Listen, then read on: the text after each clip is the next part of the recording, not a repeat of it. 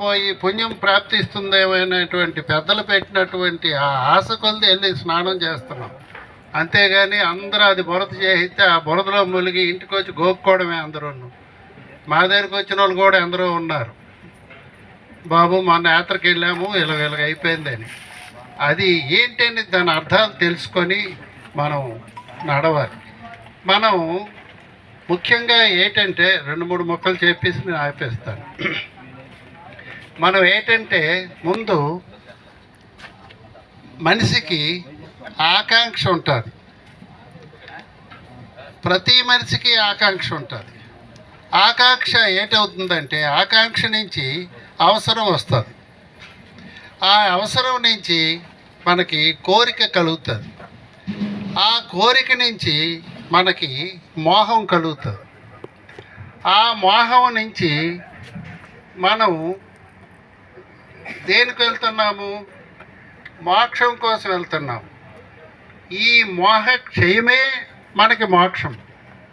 అసలు రహస్యం ఏంటంటే ఈ మోహ క్షయము అంటే మోహం ఎప్పుడైతే ఈ 4-5 మనకు లేకంటే ఎప్పుడైతే చేసుకుంటామో అప్పుడు మనం మోక్షాన్ని పొందగలుగుతాం.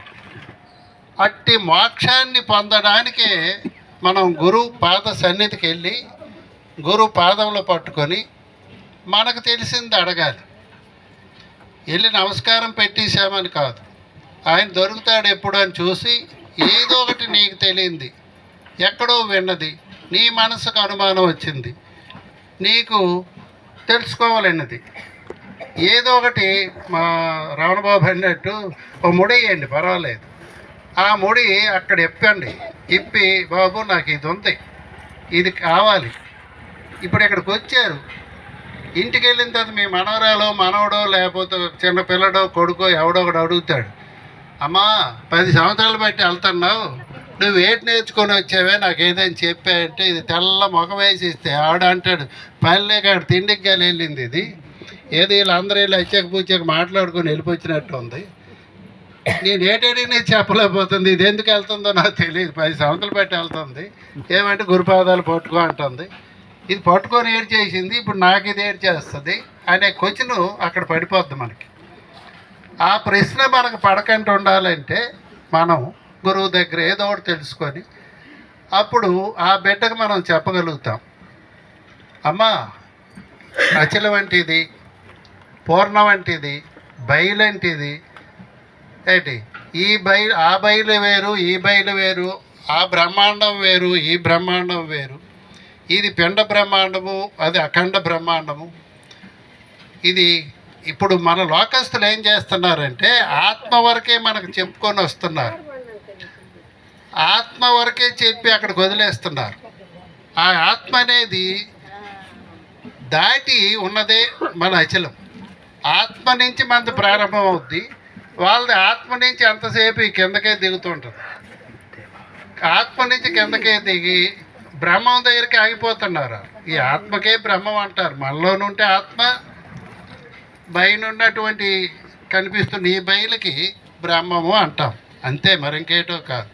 ఈ బ్రహ్మం అంటేటి, ఆత్మ అంటేటి, ఈ ఆత్మ తాలూగా దిగువ స్థితులేటి, ఈ పై స్థితులేటి మన పెద్దలకి అడిగి తెలుసుకొని, అక్కడ కోటస్థుడు అంటున్నారు, ఇక్కడ వచ్చే జీవుడు అంటున్నారు, ఈ శరీర ప్రాణ మనసులు అంటున్నారు, వీటికి దానికి జీవేశ్వరుడు అంటున్నారు, జగత్ జీవేశ్వరుడు అని దానికి అంటున్నారు, మనకి అది ఏదో ఏదో చెప్పేస్తున్నారు, అర్థాలు తెలియవు.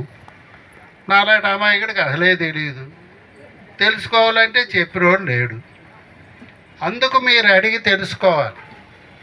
ప్రతి దీనికి అర్థం అర్థం అర్థం ఉన్నది. దీన్ని విచారణ చేయాలి. విచారణ చేస్తే కానీ నీకు ఎప్పుడు ఈ అచల బాధపడదు. విచారణ చేస్తేనే నీవు అధిగమించి ఈ యొక్క జన్మ రహస్యాన్ని తెలుసుకోగలిగిన స్థితికి చేరుతావు. అప్పుడు ఈ జన్మ రహస్యం తెలుస్తుంది. ప్రతి ఒక్కరు చెప్పేస్తున్నారు, వల్లి వేసేస్తున్నారు. ఏంటంటున్నారు, నీ శరీరం గురించి చెప్పురా అంటే స్థూల సూక్ష్మ కారణ మహాకారణ ఇలా శరీరాలు చెప్పేస్తున్నారు. అవస్థలు చెప్పురా అంటే జాగ్రత్త స్వప్న సుశుక్తి తొరియం అతీతం ఇవన్నీ చెప్పుకెళ్ళిపోతున్నారు. అవి ఏమిటి, అవి ఎలాగా ఏంటనేది తెలియాలి.